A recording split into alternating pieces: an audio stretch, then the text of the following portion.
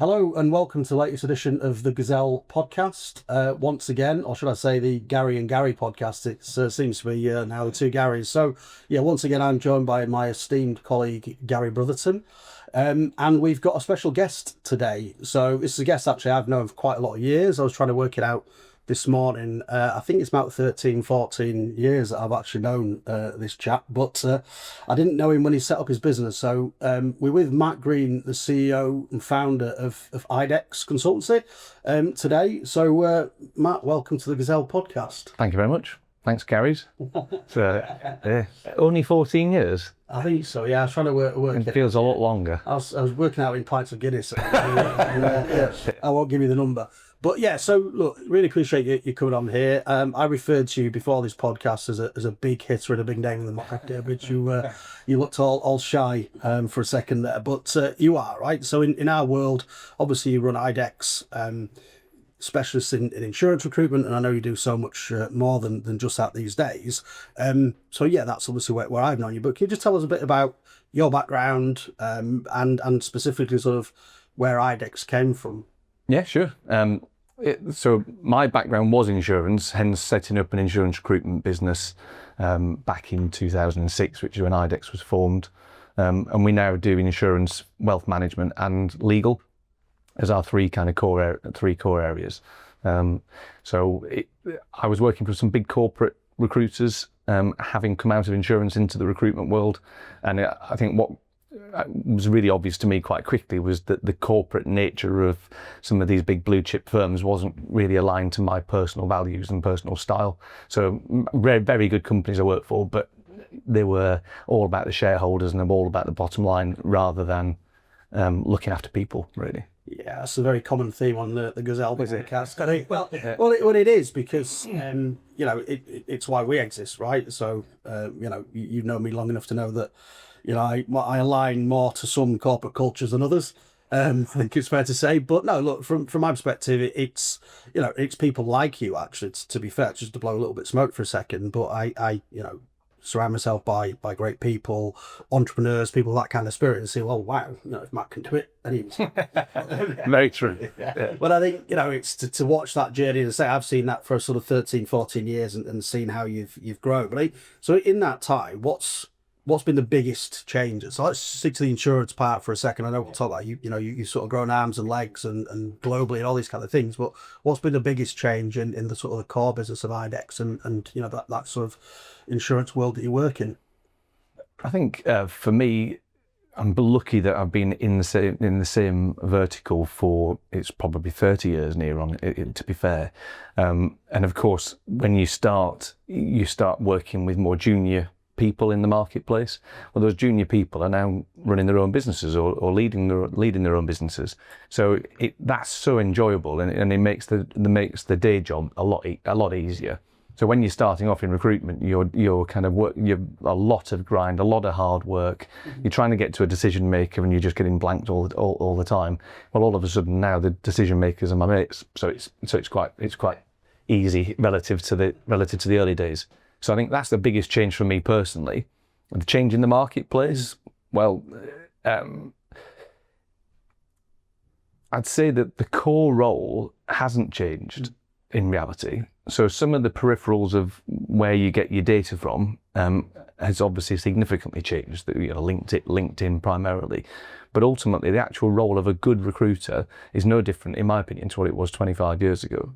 And it's actually working with the individuals that run the businesses and helping them to understand what it is that they need to fulfill the objectives that they've got. Yeah, so I think the core role of a recruiter hasn't changed. The insurance world is all about relationships, which is why it's fantastic a place to work. So that hasn't changed. So some of the personalities, some of the companies have changed, and the technology obviously wrapped around us all has changed. But the fundamental of actually looking after people and doing right by other people, if you do, from my perspective, if you do that, then you'll grow a nice, steady, successful business. You mentioned there about being a good recruiter. And what is it for you that separates a good recruiter and a great recruiter? It's the ability to understand what somebody's trying to achieve from making a hire, not what they're telling you they want. Right, okay. So often you'll be given a description, right, I want X, Y, and Z. And as a good recruiter will go, okay, I'll go and find you X, Y, and Z. A great recruiter will say, why do you want X, Y, and Z? Yeah. And often the customer doesn't have as much information as you have in terms of the talent that's available in the market to achieve their objectives. So if you ask the why and you understand the why, then you can actually bring opportunity to the client that they never even thought would be the right fit, and therefore that gives that client a competitive advantage. Yeah, I suppose it's getting into the nuts and bolts of it, because I imagine sometimes you get a copied and pasted job description. Yeah. And that's not really helping anybody, is it? Yeah, and in the early days, we've got job description, fantastic, right? Keywords, and this is why I think, thankfully, I'm sure we'll talk about AI at some point, but I don't think AI will eradicate the recruiter, because the reality is, it's only the average recruiters that really focus on keyword matching. Yeah. We say to them, we don't want the job spec anymore. We're not interested. We just want to talk to you about what that role needs to achieve. Yeah. And I think that resonates with me, Matt. I mean, because we've worked together a lot over the years, and obviously placed candidates, and at different times IDEX have actually placed with me as well in roles. And I think in that sense, getting to know the candidates, getting to know the employers, it's so important. We, again, putting an insurance spin on it from our perspective, the more you know your clients, the more you understand. It's not always just there's one size fits all, catch all, right? You really got to understand. We were talking, still a bit earlier about insurance covers and cyber, came up in conversation, and, people think that there's just one version of something. Actually, it's really understanding what the potential risks are within a business, what the potential risks are with placing the wrong candidate, right? Because that happens quite a lot, that somebody just doesn't seem to fit, does it, in the first few months of somebody getting into a role? Yeah, definitely. And I think one of the early learns was you might have somebody who's an account exec in insurance who's doing fantastically well at an organisation. So the competitor thinks, well, I'll pinch that person because that person will do really well in my organisation. And the person comes on board and then doesn't perform. And it's because they haven't got the right platform for that individual to succeed on. So it's not just about the person, it's about having a platform that matches the abilities and the strengths and the weaknesses of the person. Yeah, and it's great you said that. So we had a guy on a podcast last week, Mark Taylor from Chartergates. So they're a legal firm, and he was talking about you can have a good lawyer who's a bad fit, and you can have somebody who's a really good fit, actually a bad lawyer. And it's about getting that balance right so that it works for everybody. I remember talking at one of your conferences, I think, or one of your employers' conferences at once upon a time, and I think we talked about a garden, and you kind of plant seeds in a garden. Well, if you put the seeds in the wrong soil, you don't get anything. So and I think it's understanding that, and that's again a differentiator between a good and a great recruiter from my perspective. And how important? I mean, there's a word that sort of crept into our world much more in the last few years. I mean, it's always meant something to me, and I know it has to you and to a lot of other great businesses, but how important is culture, right? So, from a corporate business perspective, I mean, in your business, but actually those that you're dealing with. So, in terms of fit, so people talk about culture as if it's something you just sort of create at the top of a business and it sort of naturally ekes down and things, with something that's always evolving. But I know that's something that's important to you, right? Having the right kind of organization, the right individual, how it sort of flows through. Just talk to me about your thoughts on that. Yeah, I think again, a lot of people talk about culture, and I think trying to create a perfect culture. Yeah. I don't think that's the objective. I think it's having the right people for your culture. So I think there's certain businesses that are very hard-nosed, very full on in terms of their corporate governance, and but they've still got a great culture. They're still a great business with a good culture, but that culture might not fit with a certain type of character. So I wouldn't fit brilliantly into a very rigorous kind of bureaucratic kind of culture. There's nothing wrong with that. It's just a reality. It's just a reality. So I don't think you need to strive for a particular culture. I think you've got to be authentic. Yeah. And then find people that match with what you're all about. Yeah, cool. I think just sort of going back to the IDEX journey and the beginning of that, and we talk to, obviously we deal with a lot of recruitment firms, as you know, from an insurance perspective, and what we like to do, in part the reason we've got you on the podcast and some of the other guys that we've had recently, it's because you've been there, done it, got the t-shirt, had some success in doing, had lots of success in doing it. What were your sort of early challenges? I mean, things might have changed, and obviously, like you say, integration of AI and all that kind of stuff in the world is different. But just in terms of running a business and growing a business and setting something up, and journey we're very familiar with, well, last couple of years, what would you say were the biggest challenges that you faced, and how did you overcome them? Did you need to find outside help, or was it within you? I'm just intrigued on that. Yeah, well, I think no different to any other type of business. Our biggest challenge is the people. So as a recruiter, everyone would think, well, you should be surely brilliant at recruiting your own people. Well, people are people. It's very difficult to get it right every single time. So I think in the early days it was the people. So I was fortunate that I had I built a reasonable reputation for myself in the market that I was in, and I think therefore people were open to coming along on the journey. So that was easier at the start, but once you kind of saturate your own personal connections, then it's a case of, right, you're then having to bring people who aren't known to you into the business, and how do you make sure you get that decision right? And we didn't get it right every time in reality, and you've got a certain restriction on your budget as well when you're starting off. We were above a greengrocers in Wolverhampton, so it's not the most prestigious location to try and attract somebody out of the big city to come and work for us. We thought we'd stepped up when we moved onto an industrial park in Sedgley.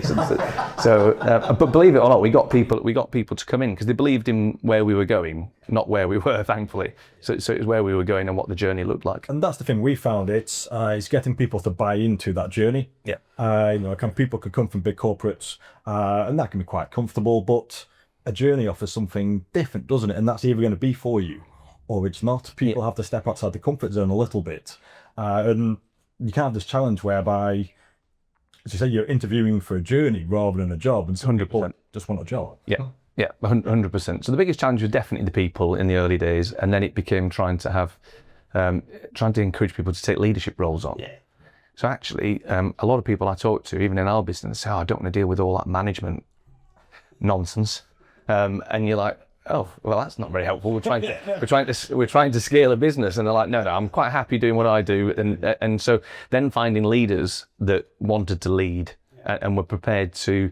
I think the biggest thing is when you're a good practitioner in recruitment, for example, and you're kind of in control of your own destiny. So if you do a lot of business development calls, and if you do really well at your job, you're in control of your own financial rewards.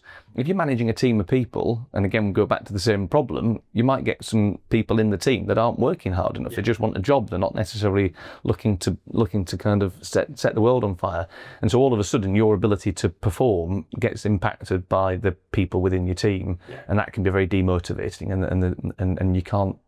Some people just are not interested in doing that.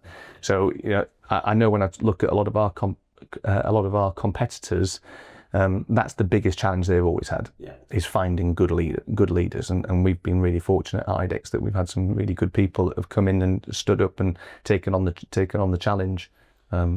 It's huge, and I think it resonates so much with me and Gazelle. I think we found ourselves in the last couple of years. We're a young business, and you go off and you make lots of decisions, you hire lots of people and all that great stuff. And I think to some extent we've right size is maybe not the right way of saying it, but we've got that core team now that absolutely we know will take us to the next level and where we want to go.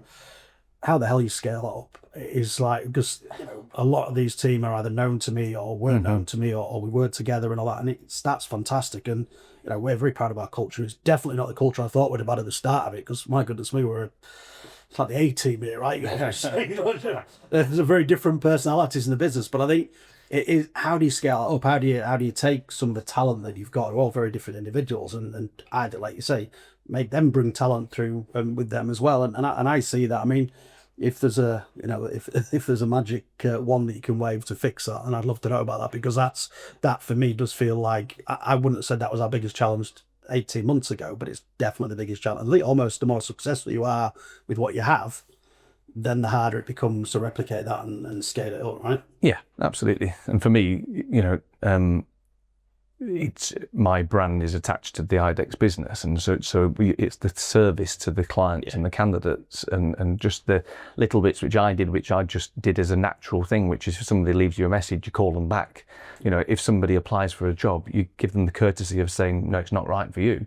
Well, those are basic human decencies as far as I'm concerned, but actually to be able to get people to just do some of the basics and just treat other people with a bit of respect has always been a surprising challenge. But I think, you know, we've got a lot of people that have been in our business for over 10 years, you know, and they've kind of bought into the fact that actually if you treat other people well, you'll get well treated yourself. And so that's, if you talk about culture, it's just common decency really, and treat people well, and the business will do well. And so the last sort of question about that and setting the business up and everything else is, you know, I'm talking to an audience of you know, young entrepreneurs out there, people who have either just set up a business or are thinking about doing it or are growing a young business. Is there any sort of golden words of advice that you'd give somebody? I mean, is it, you know, have you got to sort of go through there, get the battle scars yourself and just talk to good people, or is there anything that you would, you know, recommend to anyone doing what you did all those years ago? In a recruitment business, then I think the key is to play the medium to long-term game. So I think what you find is a lot of people will start off, they'll have a reasonably good run, and then they'll take a lot of the money out of the business. And then they won't be able to scale the business. So I think that both in terms of the relationships you start to build, if you're desperate to try and get a return on those relationships in year one, it breeds the wrong kind of relationships with the audience, if you like. So you've got to be prepared to kind of see it as a 5-year journey rather than like this is my first 12 months. Let's see what I can do. So I think if you view it as a 5-year journey, if you view it that your rewards are going to be coming 5 years down the line, then all your behaviours become better. You know, both in terms of cash management, but also relationship management and also people management. You know, bringing people into your team and then expecting them to produce a profit in year one it's not going to happen. And if you've got that urgency because you've taken all the cash out of the business that person has to perform, you end up in a stressed kind of environment that doesn't breed the right behaviours for the customers, but it doesn't breed an enjoyable place to work. You meant scaling the business. One thing that always impresses me is that, of course, your background was insurance, what you involved in other sectors. How do you go from, we specialise in insurance, to bringing those other desks in? Yeah, great question. We brought experts in those sectors. So it wasn't me that suddenly became a legal recruiter or a wealth management recruiter. So again, because we were looking after people well, and again, that then just the noise went out into the market that these guys are good at what they do. They've got a good reputation with the clients. They've got a lot of integrity. They've got people that have been staying in the business for a little while. We then suddenly found people who kind of knew of our business coming towards us saying, look, can I set up with you guys, or can I do this with you guys? So then that's where we got some legal expertise in and some wealth management expertise, and then built off the back of that level of expertise. I imagine it must be quite scary at first, because you used to having your kind of hands in everything, and all of a sudden there's desks being run that aren't your background, your speciality. Yeah. But the technical side, you're kind of blind to it a little bit, but it's just the human behaviours. Yeah. It's still a case of, is somebody actually getting back to people? You know, how many happy kind of candidates have they got at the end of a journey? So you can still see the core kind of service metrics, if you like, and you can still maintain that. And that's what I was always mainly concerned about. It wasn't necessarily the ratios of success. It was, are they treating their clients and their candidates well? Maintaining their standard. Because that might not make them super successful in year one, but it will do as they go down the line. Yeah, and I think one of the things that interests me and it intrigued me from, you know, we don't catch them as much as we used to do. So every time I see you, something seems to have evolved or grown or changed, and, you know, watch the sort of Idex journey from a little bit further away. But, you know, I'm intrigued by sort of, look at your website, talks about a global recruiter, and that's exactly what you guys are, right? So you're into lots of different markets and overseas. So how has that journey evolved? Where did that come from? And you know, how important is that now to the core of what Idex is? It's essential to the core of where we're going. Yeah. I think at the moment we're still 80% UK, but I think over the last 4 years we've operated in 22 different countries. which I was quite surprised about, to be fair. But whether it's Kenya or Cyprus or some really random locations. So everybody at the moment in the recruitment world is talking about the US. Yeah, so everyone's excited about the US, quite rightly, and it's a great market for us, and it's an emerging market for us, both on the recruitment side and on our M&A side as well. So it's not been core. The next 10 years, it's a huge part of what we're going to be doing, and I think diversifying both in terms of geography, but also in terms of the solutions that you bring to your client base. You have to be doing that if you're going to maintain a presence, I believe. Interesting to use the word maintain, actually, because that, it looks like that's global expansion. We're trying to conquer the world and all that good stuff, but actually it's just evolving the business around the marketplace that you're working in, where clients are going to some degree, but also, there's a lot of talk in the market. We talk to recruiters on a daily basis, and I know there are certain sectors in the recruitment market that are having a challenging time, right? Let's be honest. And legislation changing things, all these other things that we talk about doesn't necessarily help that all the time. But I think it's just in terms of that core, what's happened post COVID and all these other things, the dynamics that are shifting. So, I mean, how much of that was influential in you evolving into different territories, or is it just you just saw an opportunity and like, yeah, that's something we need to be in? So over the years I've been asked questions in similar forums to this about what was the cunning plan, how have you got to this particular moment, and I could really make up a load of nonsense about I know you well enough. exactly about this huge strategic plan. I mean, we did have a 2020 vision, that was some while back. But so we did actually genuinely set out about 15 years ago. I remember standing up at one of our little team meetings at the time, and I got absolutely ridiculed, saying I want to make Idex will operate in 5 different countries, and I think one of my colleagues went, counties.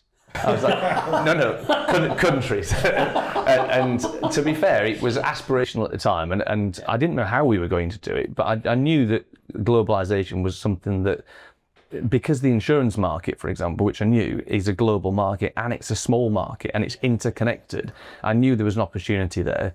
The colleague at the time was in a different practice area, which is perhaps why it wasn't as easy as him to spot. But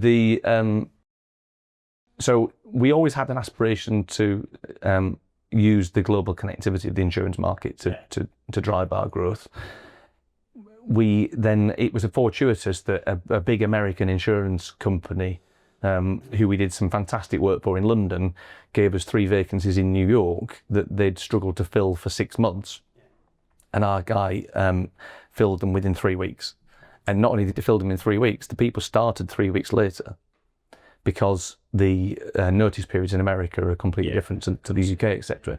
So, and these were $175,000 jobs, if you like. So the turnaround obviously just lit a fire under a lot of people in the Idex business, and everyone was like, right, okay, well that looks exciting, and that's what's happening in the market, isn't it? At the moment, people are excited. That's the fascinating thing in that kind of there from your base in the UK, you have to find 3 people in New York that US-based recruiters couldn't find. Absolutely, yeah. And is that maintaining those same standards? Is it that same method you use in the UK to do that? Exactly the same. Yeah, exactly the same. So we spend a lot of money on marketing. We spend a lot of money on technology. The majority of our placements come from people talking to people. So one of my business partners used to tape a telephone to people's heads in the good old days. We haven't done that for at least a year. But ultimately, it's still the phone. It's still that personal connectivity with people. Yeah, no, I totally agree. I mean, having that in different territories is difficult unless you've got feet on the ground, and that's something that you guys obviously have been getting out to the US. You actually got feet on the ground now overseas? We don't employ anyone in the US, but we're out there on a regular basis. So there's somebody who's out there pretty much every month seeing clients, etc. We've joined up with various different networks over there, and that's really important because we still feel very naive, I have to say. So we've been doing that market for at least 5 years, if not a little bit longer. In reality, we're still very naive. But what is nice is that there's a big respect between the US and the UK when it comes to trading, and obviously the language, etc. It makes it easy. So we never say never, but we find it quite comfortable to operate from the UK into various different countries. But as long as you've been seen there and you're a presence and everything, I mean, it's interesting you say that, from a trading perspective, there's a hell of a lot of respect, on the ground level between the UK and US. Maybe not at a political level these days. It seems to have all gone to bot. We can cover that on a different podcast, perhaps. But but yeah, look, we're interested in this sort of global expansion of recruitment. It's something that we, when we set up Gazelle, Gary and I've got background experience of working in that recruitment sector through insurance, and we can see that globalization happening. I don't think necessarily, just from a personal perspective, insurance products always keep up with that, and that's something that we're very keen to and are trying to and working to address. So we chatted some guys from the States on our podcast the other week that we connect people with, that help people sort of set up over there.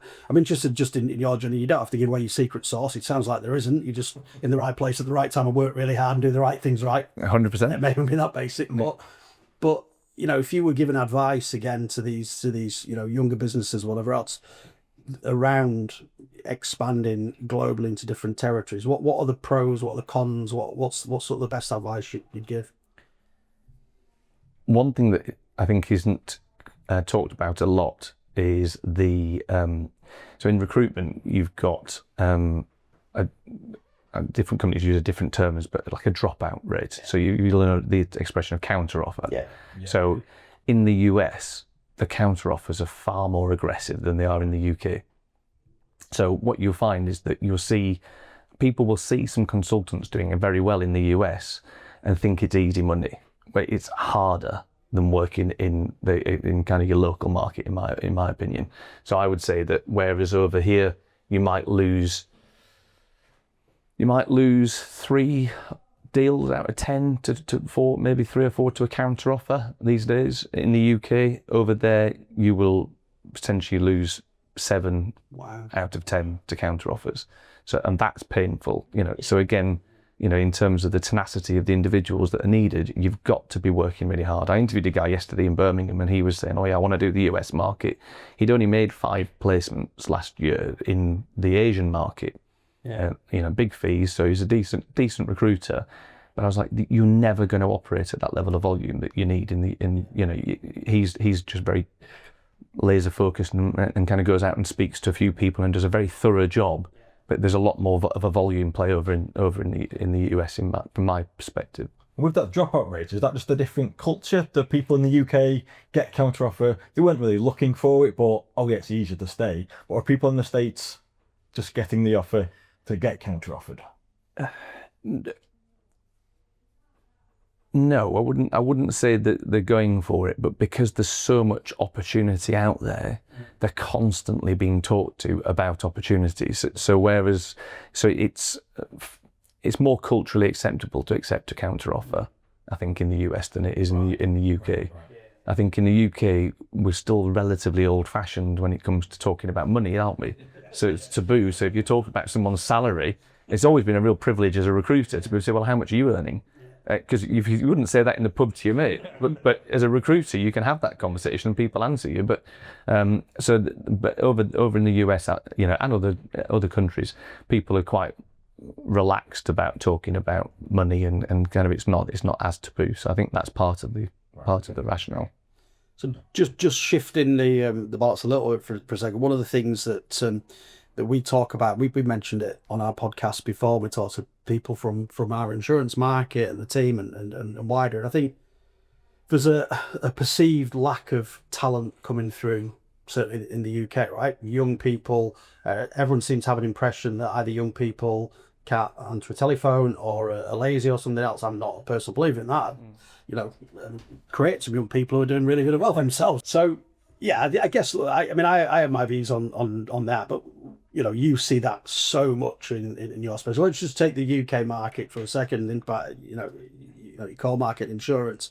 Is the talent coming through? And, what are the blockers to that? What are the gaps? What's your view on sort of young people coming into the insurance market? Because again, final point, this big question is, we often say we're not attractive enough to them. We don't create the right environment, or we've got a perception. What's your view on that? there's great people out there, 100%, and this has been for 30 years. Everyone said there's no good people coming into the marketplace. Well, 30 years on, those were the people that came in that day, and so it's in my opinion, it's an excuse. Yeah. So in the same way that some people struggle to embrace people working in a virtual manner or having some remote working, etc. It's just an excuse to say that people have to be in an office or there's no good people. Quite frankly, it's just a bit of lazy management from my perspective. I go back to what we briefly spoke about earlier about if you create the right kind of soil for people to grow in, you'll get some great results. So we don't see. So there's definitely a change in people's desire to work 70 hours a week, which we did.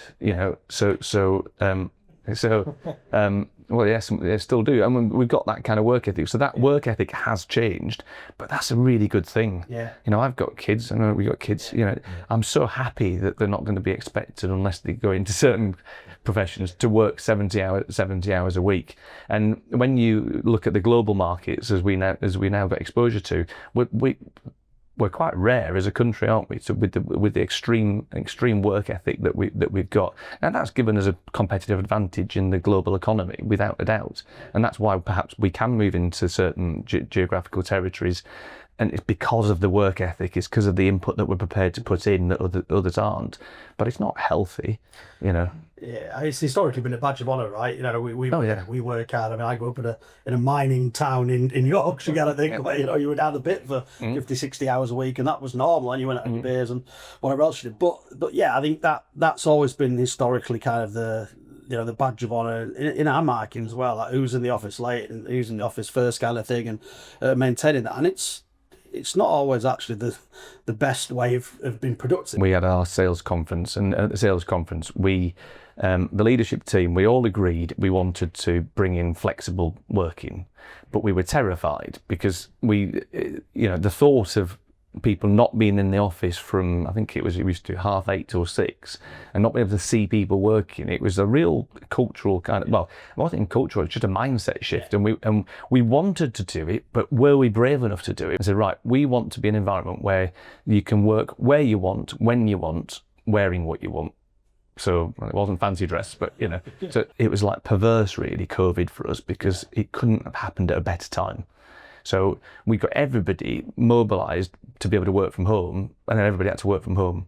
And all our competitors were unfortunately didn't have laptops, couldn't find laptops, couldn't source laptops, and we were able to carry on working, and we were able to have the choice as to whether to carry on working through COVID or not. Yeah. So.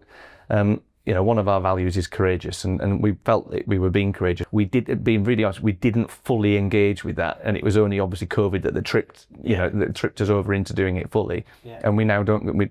People work where they want, when they want, wearing what they want now, and it's brilliant. And everyone's lives is so much better. Yeah. Our productivity per person has gone up massively. So we've got, our productivity is possibly double the average in the UK professional services recruitment market. Wow. Well, in the recruitment market, should I say? So, and that's without having people tied to a desk, Monday to Friday. It is the way of the world now, because it's been forced upon us, and people have had to embrace that. And I think we saw that as employers, and you'll know this as well as me, certainly in terms of the insurance industry, where actually you were finding, candidates were only taking roles if they were being able to work at home, and it was such a weird balance of trying to get that right, and the business has not been ready for it physically, mentally, emotionally ready to not be looking at the staff all day. I think, I don't think Gazelle would exist, and certainly not in its sort of guise that it is now, had it not been for that change of environment. It certainly shifted my mindset. I remember having an argument with my old boss only a few years before that, when he decided in our big office in Birmingham that I think the team shouldn't have to wear ties every day. They will absolutely wear ties. They've always worn ties. They will wear ties. And I can't believe it's the same guy having that conversation as now. Go on, guys, do what you want. And it is. Well, the nervousness before going to meet a client, if you weren't wearing a full suit, because you might be told to get out of the office almost, and So there's still a little bit of that kind of. Thanks for making the effort. Don't you, West John? First of all, I can totally believe that you were arguing. But with this kind of working from home element, there's, you've talked about that initial fear back in the day of, if we can't see them, how do we know people are working? On the flip side of that, sometimes you can't see people, but you don't know that they're not working. People working kind of too much. Do you manage that in some way? Well, again, part of our technology that's enabled this, it does give us quite a bit of insight into people's productivity. So we can see productivity levels. We actually started a wellbeing committee 12 months ago, 18 months ago. Nobody turns up for it.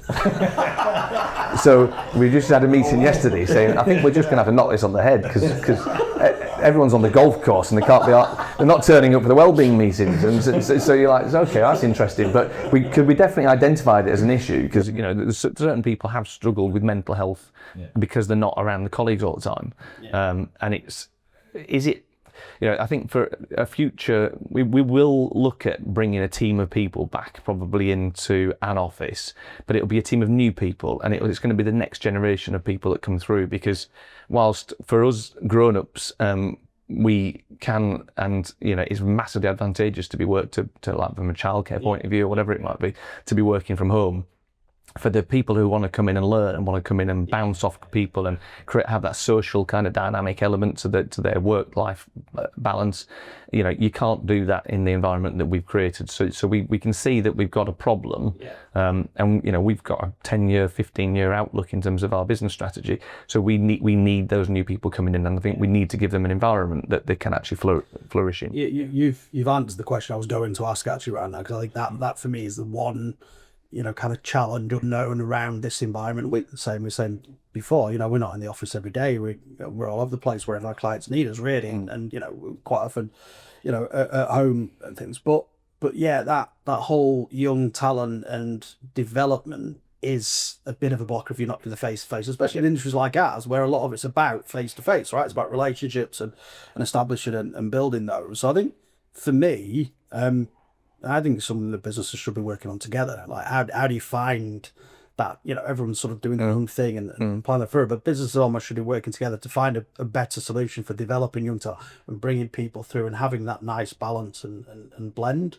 I think, it's more a statement more than a question, Matt, to be honest, because I think you've already answered the question. I think it is one of the challenges that we face in developing young people. Yeah, it is. But obviously the technology that's out there at the moment is also going to make a big difference to the society from the point of view of what do the young people do? What jobs do they do? And that's something that, I think we're quite fortunate in our world, because we're a consultancy business, that human interaction is very difficult for that to be replaced by AI. However, the kind of any administration that's attached to it or is going to be gone. But that's fine. It works for us, and we can still see an opportunity for, interestingly, a younger person to be able to deliver consultancy services to a client faster than ever before. So I was talking to my son who's 18, and he wants to come into the business and he wants to work in the business. And I mean, I was about 24 when I kind of got to the point where I remember being sat in AXA in Birmingham around a boardroom table, and they were asking me, how do we recruit 20 claims handlers? And I was like, me? You want me? And I was like, I couldn't believe it. I sat with some people who were all kind of probably our age, and I was terrified. And, and that was a big leap at the time, really, for a 23, 24-year-old. For an 18-year-old to go into a boardroom, it would be difficult for them to have any credibility. However, I now believe that there's a real opportunity for anybody from the age of 18 upwards to be able to sit in a boardroom and talk about how you drive your business using AI. Yeah. Because we don't bloody know half of the stuff that they know. So how exciting is that if you're a young person coming into the market these days? I really think within a couple of years' experience, you can be sat talking, with authority about stuff that is going to be integral to the future of businesses. So that's extremely exciting, I think. Massive. I think that is a really interesting point as well, because I think from a young person perspective, I had the fear, like when I was in my mid-20s, BDM, whatever, going to see, grey-haired, miserable, fat old insurance brokers. And I feel like, you felt intimidated almost in those environments because these guys knew it and you were trying to tell them that the job almost and things. And it almost wasn't set up to be able to do things that way. Actually, talent rises to the top a lot quicker in some ways now. There's a lot more businesses run by young people. We have clients in their 20s that are running very, very successful businesses and things. And I think that's one of the real sort of advantages now for young people is that there's a lot less blockers now to be able to do that. You had to go through a hierarchy almost and go through those sort of processes for years. And do you see that a little bit more like young talent rising to the top now in different businesses quicker? 100%. Yeah, we've got people who are MDs of large insurance businesses who are in the late 20s, early 30s. That very, very rare. That used to be very, very rare. We're seeing it more and more now because 100%. Seeing the opportunities for younger people getting better. And you've mentioned that kind of being in those meetings when you're at 23, 24, starting the business, and then now a 20-year plan. Is that fire in the belly? Is it still as strong as it ever was? Yeah, it is. I think Gary's laughing because he knows I'm addicted to it really. So I love what I do. So I'm very lucky from that perspective. We are 19 at the moment as a business, so next year we're an adult, so we're no longer a teenager. Well, we're no longer a teenager, should I say? So yeah, exactly. We're no stop drinking is the secret. I think a lot of us have got to the point where we genuinely are. We have partied extremely hard for 20 years, as Gary will vouch for. So as